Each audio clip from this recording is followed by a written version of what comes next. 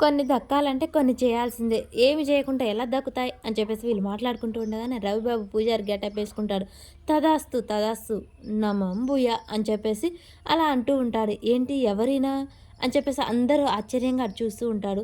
శుభమస్తు శుభమస్తు అని చెప్పేసి రవిబాబు దీవిస్తూ ఉంటాడు. వదిన ఈ అబ్బాయిని ఎక్కడనో చూసినట్టుందే అని చెప్పేసి అంటూ రేణుక అంటూ ఉంటుంది. అవును వదిన నేను కూడా ఎక్కడో చూసినట్టుంది కానీ గుర్తు రావట్లేదే అని చెప్పేసి భవతి అంటూ ఉంటుంది. ఇంతలోపే రవిబాబు దగ్గరికి వస్తాడు. ఈలోపే బావా ఎక్కడికి వెళ్తున్నావు? నేను వెళ్ళి ఆశీర్వాదం తీసుకుంటే స్వామీజీ వచ్చినాడు కదా మన ఇంటికి. స్వామీజీ కాదు వాడు నీ కొడుకు రవిబాబు అని చెప్పగానే ఏంటి ఏంట్రా రవిబాబు ఏంటి గెటపు నువ్వేనా అసలు ఇలా మారిపోయావేంట్రా? కొంపదీసి ఏదైనా గాలి సోకిందా? గాలి లేదు ధూళి లేదు నువ్వే చెప్పావు కదమ్మా కొన్ని కావాలంటే కొన్ని చేయాలి. ఏమీ చేయకుండా కూర్చుంటే ఎలా దగ్గరకొస్తాయి? అందుకే కదా ఏదో ఒకటి చేయాలి అని ఇలా వచ్చాను. ఈ గెటప్ వేశాను. ఏంట్రా అల్లుడు పూల రంగడి గెటప్ నుంచి పూజారి గెటప్‌కొచ్చావు. కొన్ని కావాలంటే కొన్ని వదులుకోవాలి మామ. నువ్వేనా రవిబాబు ఇలా మాట్లాడేది? అవునత్త బావ నీకు ఈ గెటప్ అస్సలు సూట్ కాలేదు. చాముండి ఏ గెటప్ ఎవరికి సూట్ అవుతుంది చెప్పు?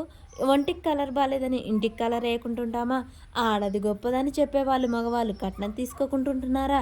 రవిబాబు నువ్వేనారా ఇంత మారింది అని రేణుక అడుగుతూ ఉంటుంది. ఆశీర్వదించమ్మా కొన్ని కావాలి కొన్ని వదులుకోవాలి. చెంచలం పెద్దమ్మ ఏం చెప్పింది? చంద్రకు పెళ్లి చేయాలని చెప్పింది.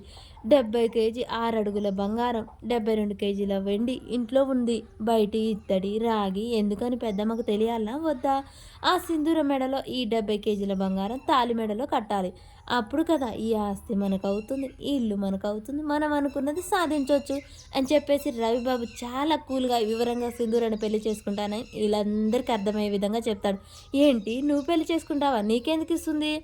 రవిబాబు మంచోళ్ళలాగా మారిపోయాడు కదా. ఈ మంచోడు ఆ పెద్దమ్మ కంట్లో పడాలి. అప్పుడు కానీ సింధూర మెడలో తాళి కట్టే అవకాశం నాకు వస్తుంది. మనం అందరం సెట్ కావచ్చు. ప్లాన్ బాగానే ఉంది కానీ చెంచలమ్మ అత్త అంత ఈజీగా నమ్మదే. కానీ బావా నువ్వు ఊసరు వెళ్ళి రంగులు మార్చినట్టు మార్చావనుకో ఇక్కడ సెట్ కాదు అని చెప్పేసి అంటూ ఉంటుంది.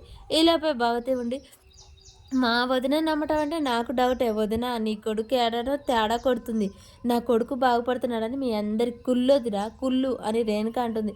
చూడు అత్తమ్మ నీ కొడుకు ఊసరు వెళ్ళిన రంగులు మార్చాడు అనుకో రంగు పడేలా కొడుతుంది చెంచలమ్మ అది చూసుకో అని చెప్పేసి వాళ్ళు వెళ్ళిపోతారు. ఇక సింధూర్ అక్కడ గోరంటాకం చూసి అక్కడే ఆగిపోతుంది.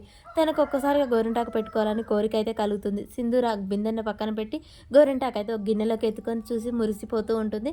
ఆ గోరింటాకు పెట్టుకోవడానికి అయితే వెళ్తూ ఉంటుంది. మరి చంటి చేత పెట్టించుకుంటుందా లేక తనే గోరింటాకు పెట్టుకుంటే ఇంట్లో వాళ్ళు చూసి ఏమన్నా అంటారా? అసలు ఏం జరుగుతుంది?